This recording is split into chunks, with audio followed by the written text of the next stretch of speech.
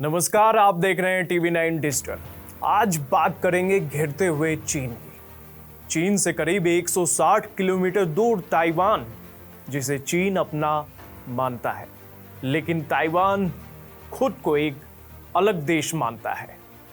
पर एक सच्चाई ये भी है कि ताइवान को अब तक अलग देश के रूप में मान्यता नहीं मिली है। विश्व के कुल ऐसे 12 ही देश हैं जो उसे मान्यता देते हैं। बीते 20 मई को लाई चुंग-ते के ताइवान का राष्ट्रपति बनने के साथ ही यहां चीन विरोधी सत्ता का आगमन हुआ, जिन्होंने राष्ट्रपति बनने से पहले ही ये घोषणा कर दी थी कि वो अपने देश को पूरी दुनिया में अलग देश का रुतबा दिलाएंगे। ताइवान की सत्ता पर राज कर रही डेमोक्रेटिक प्रोग्रेसिव पार्टी से चीन को कुछ इस कदर नफरत है कि ड्रैगन ने चुंग के शपथ ग्रहण से पहले ताइवान के आसमान पर कुल 45 लड़ाकू विमान उड़ा दिए, ताकि दुनिया को साफ संदेश चला जाए कि वो ताइवान से दूर रहे। चीन ने हमेशा चाहा कि कोई भी देश जब भी ताइवान के विषय में बात करे तो ऐसे में वो वन चाइना नीति के तहत सिर्फ उसी से संपर्क करे।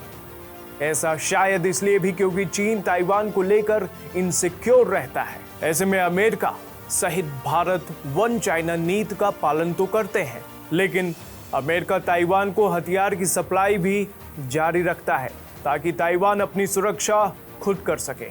तो वहीं दूसरी तरफ भारत भी ताइवान की सरकार के साथ व्यापार बढ़ाता रहा है।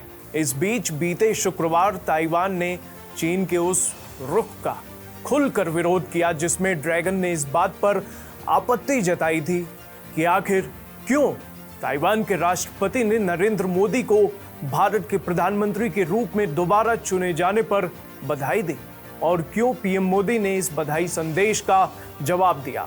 इस पर ताइवान के उप विदेश मंत्री ने अपनी प्रतिक्रिया देते हुए कहा कि भारत के प्रधानमंत्री नरेंद्र मोदी चीन से डरने वाले में से नहीं है। अब ऐसे में चीन की डिक्टेटर मानसिकता या गीदड़ भक्ति में उस बात की चुभन साफ दिखाई दे गई, जिसमें ये जग जाहिर हो गया कि शी जिनपिंग के नेतृत्व वाली चीनी सरकार अपनी उंगलियों पर दुनिया को नचाना चाहती है। इस बीच चीन ताइवान को लेकर जल भून ही रहा था कि अब अमेरिका ने मौजूदा वक्त में कुछ ऐसा कर दिया कि मानो चीन के पैरों से जमीन ही खिसक गई। दरअसल चीन की टीस स्क्रीन पर दिख रही इस तस्वीर से और भी बढ़ गई, जो पूरी दुनिया में वायरल है, जिसमें आप देख पा रहे हैं कि अमेरिका के हाउस ऑफ रिप्रेजेंटेटिव का एक प्रतिनिधिमंडल तिब्बती धर्मगुरु दलाई लामा से मुलाकात करने के लिए भारत के हिमाचल प्रदेश के धर्मशाला स्थित मैक्लोडगंज में मौजूद है, जिस पर चीन ने अपनी आपत्ति दर्ज करते हुए कहा है कि अमेरिका को दलाई लामा गुट की चीन विरोधी और अलगाववादी मानसिकता को पहचानना चाहिए और ऐसे में गुट के साथ उन्हें पूरी तरह से दूर रहना चाहिए।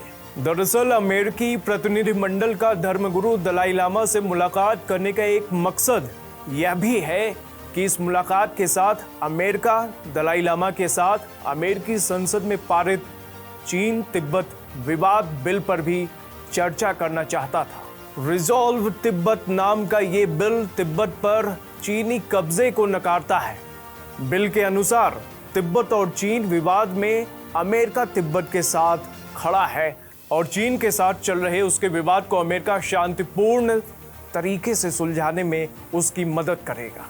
हालांकि अमेरिकी राष्ट्रपति जो बाइडेन ने अभी इस बिल पर साइन नहीं किया है, पर खबरों के मुताबिक जल्द ही राष्ट्रपति जो बाइडेन इस पर अपनी मोहर लगा सकते हैं। अब ताइवान और तिब्बत घटनाक्रम के बीच आई एक और खबर ने चीन को सख्ते में डाल दिया है।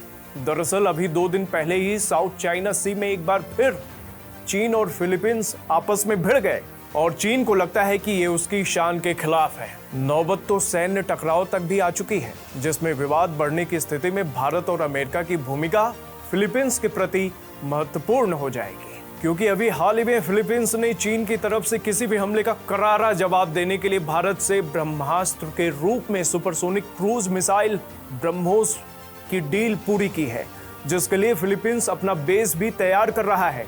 साथ ही उसकी पोजीशनिंग भी चीन के करीब है। भारत के अलावा अमेरिका अपने सैन्य विस्तार के तहत फिलीपींस के सैन्य ठिकानों तक अपने सैनिकों की पहुंच को भी स्थापित कर चुका है। तो अब आप ये बात तो समझ ही पा रहे होंगे कि कैसे चाहे तिब्बत हो, ताइवान हो या साउथ चाइना सी, हर तरफ से चीन अपनी विस्तारवादी नीति की वजह से फंस चुका है, जिससे उसे वैश्विक स्तर पर भारी नुकसान भी उठाना पड़ सकता है।